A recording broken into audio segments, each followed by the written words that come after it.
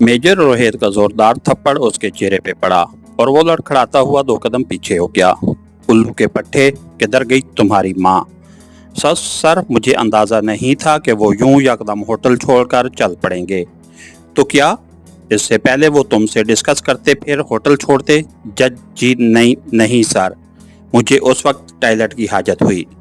मुझे झूठ और झूठे आदमी से नफरत है कन्हैया। सर, वो मैं? हाँ, सच बोल दो, तुम सो रहे थे और वो सवेरे सवेरे कूच कर गए। जज जी सर, कन्हैया सर झुकाकर बोला। रणधीर, तुमने उसकी निगरानी के लिए 2 आदमी क्यों नहीं मुकर्रर किए थे? मेजर रोहित का मुखातिब कुर्सी पे बैठा हुआ आदमी था जो पाशा के बाद कराची में रा का सीनियर एजेंट था। सर, कोई इतना मुश्किल काम तो नहीं था। यूं भी हर 3 घंटों बाद उनकी बदली हो रही थी और बंदों की भी कमी थी। मत घटिया बहानेबाजी करो यार। रोहित का लहजा काफी बुलंद था। जवाबन रणधीर ने नदामत से सर झुका लिया। तुम्हारी इन्हीं कमियों से सीआई वाले फने खान बने फिर रहे हैं।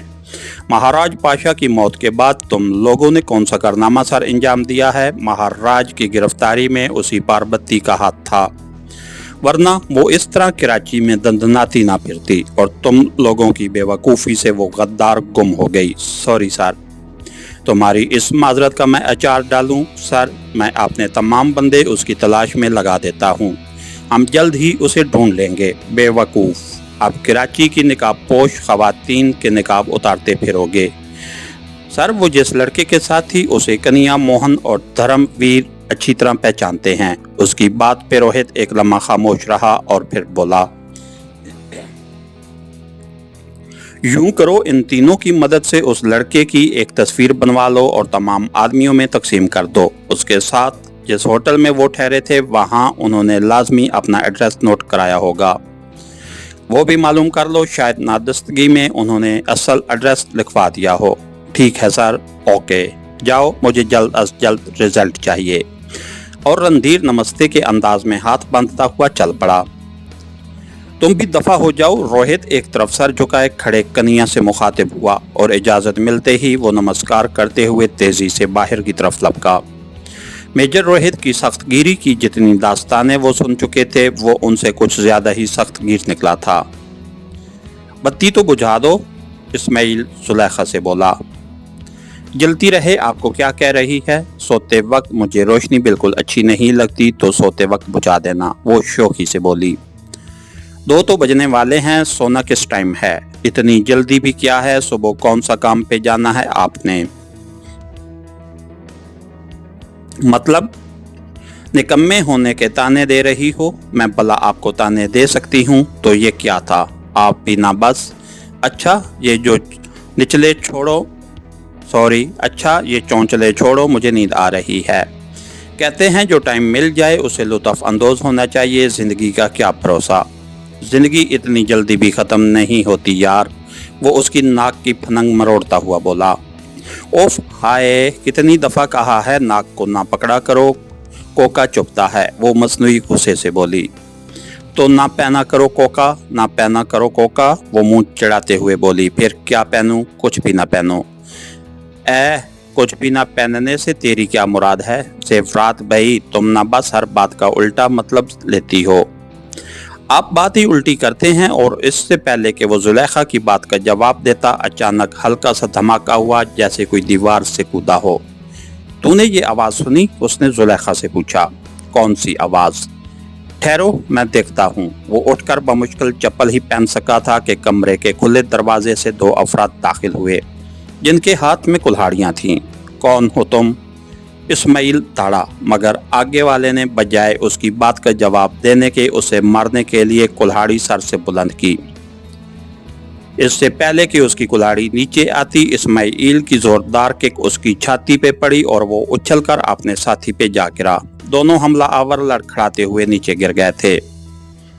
इस्माइल ने ऊपर वाले के पहलू में ठोकर रसीद की। उसी दौरान नीचे पड़े दूसरे आदमी ने जेब से एक बड़ा सा चाकू निकाला, मगर अभी तक वो उसे खोल भी नहीं पाया था कि इस्माइल की ठोकर से चाकू उड़ता हुआ दूर जा गिरा। इस्माइल ने झुककर उसके गिरबान से पकड़ा। उसी लम्हे खुले दरवाजे से एक और आदमी कुल्हाड़ी सर से बुलंद किए अंदर दाखिल हुआ। गाजी शाह जुलेखा जो हक्का बक्का सारा हंगामा देखने में मसरूफ थी जोर से पुकारी।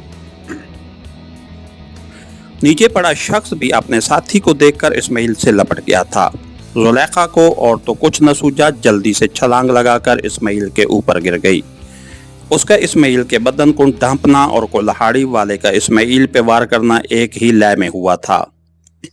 जुलेखा के मुंह से तेज चीख बरामद हुई। कुल्हाड़ी का तेज फल उसके सर में उतरता चला गया। ओए खैरू, बेगैरता छोरी ही मार दी है, नीचे गिरा आदमी बुलंद आवाज से बोला। इस्माइल ने एक जोरदार घोंसा मारकर नीचे वाले आदमी के हाथ से अपना गिरबान आजाद कराया और जुलेखा की तरफ मुतवज्जा हुआ, जिसके सर से खून फुआरे के मानिंद उबल रहा था। जुलेखा गाजी शाह मगर उसकी जबान ने साथ न दिया और उसका सर एक तरफ को ढलक गया। उसी वक्त घर के अंदर से अनवर और उसकी बीवी दौड़ते हुए बैठक में दाखिल हुए। इस दौरान हमला आवर भाग खड़े हुए थे। कौन है, क्या है, अनवर ये कहता हुआ बैठक में दाखिल हुआ, मगर जुलेखा की हालत देखते ही उसके मुंह से चीख बुलंद हुई। जुलेखा और वो भी इस्माइल शाह के साथ गिरने के अंदाज में बैठ गया। उनके दिमाग में ताक़ुब करने का ख्याल ही नहीं आया था, वरना शायद वो किसी न किसी को पकड़ लेते। वो हादसा ऐसा नहीं था कि आसानी से भुलाया जा सकता। इस्माइल को जुलेखा से जज्बाती वाबस्तगी नहीं थी, मगर उसके मरने के बाद यूं महसूस हो रहा था जैसे वो एक दफा फिर अकेला रह गया हो। चंद दिन में वो इसका आदी हो गया था। वो भी उसके मिजाज के सांचे में यूं ढल गई थी जैसे उसे बरसों से जानती हो। पहली बार इस्माइल को मोहब्बत और हवस का फर्क पता चला था, मगर उससे पहले कि जुलेखा की मोहब्बत उसके ज़हन में औरत ज़ात के मुतल्लिक छाए नज़रियात को कोई और रुख देती, उनके दरमियान कभी ना ख़त्म होने वाले फासले हायल हो गए थे। कहते हैं जो टाइम मिल जाए उसे लुत्फ़ अंदोज़ होना चाहिए, ज़िंदगी का क्या भरोसा। उसके जहन में जुलेखा की आवाज़ गूंजी और उसकी आंखें नम हो गईं। किस तरह उसने उसकी बात को मजाक में टाल दिया था, वो शायद उसी का बात का बुरा मनाकर कभी ना आने के लिए चली गई थी। जुलेखा को मरे दूसरा दिन था। अनवर की बीवी की बहन खाने के बर्तन उठाए कमरे में दाखिल हुई। वो एक नज़र उस पर डाल के आहिस्ता से बोला, बाजी मैंने खाना नहीं खाना। भाई कब तक भूखे रहोगे, मरने वालों के साथ कोई मर तो नहीं जाया करता, दिल ही नहीं कर रहा। भाई आपने कल से कुछ नहीं खाया, चंद लुकमे ही ले लो, उसने इसरार करते हुए बर्तन चारपाई पे रख दिए। ना चाहते हुए भी उसे चंद लुकमे जहर मार करने पड़े। उसी दौरान अनवर भी सामने वाली चारपाई पे आके बैठ गया था। उसने हैरान कौन हद तक खुद को संभाल लिया था। जुलेखा के मरने के थोड़ी देर बाद ही उसने इस्माइल से कहा था, गाजी शाह वडेरा हार गया है और मैं अल्हम्दुलिल्लाह जीत गया हूँ। मुझे 100% यकीन है कि ये कार्रवाई वडेरे के ईमा पे हुई है। वो खबीस जुलेखा को अगवा कराना चाहता था, लेकिन अल्लाह को ये मंजूर नहीं था। सोने रब ने मेरी इज्जत की लाज रख ली, वरना हम दोनों वडेरे का मुकाबला कहाँ तक कर पाते। इस्माइल ने उसकी बात का कोई जवाब न दिया। बाद में भी उसे नहीं बताया कि कातिल को उसके साथी ने खैरू कहकर पुकारा था, जो लारैब खैरदीन था, और खैरदीन से सब कुछ आसानी से मालूम किया जा सकता था। वहाँ से जाने से पहले वो ये ताज़ा कर्ज बेबाक करके जाना चाहता था, मगर इस तरह के अनवर भी उस बारे बेखबर रहे। अनवर अली ने तमाम उम्र वहीं बतानी थी, और वो इस काम से जितना दूर रहता उसके लिए बेहतर था। गांव के लोगों को अनवर ने डकैती की वारदात का बताकर जान छुड़ाई थी। चोरी चौकारी यूं भी इस इलाके में मामूल की बात थी, इसलिए किसी को शक नहीं हुआ था। ताज़ियत के लिए खैरदीन भी आया था। उसके चेहरे की उड़ी हुई रंगत इस्माइल के यकीन को पुख्ता करने का बायस बनी थी। उसे देखकर उसे खुद पे काबू पाना दुश्वार हो गया था। जज्बात पे काबू पाने के लिए उसे वहाँ से उठना पड़ा था।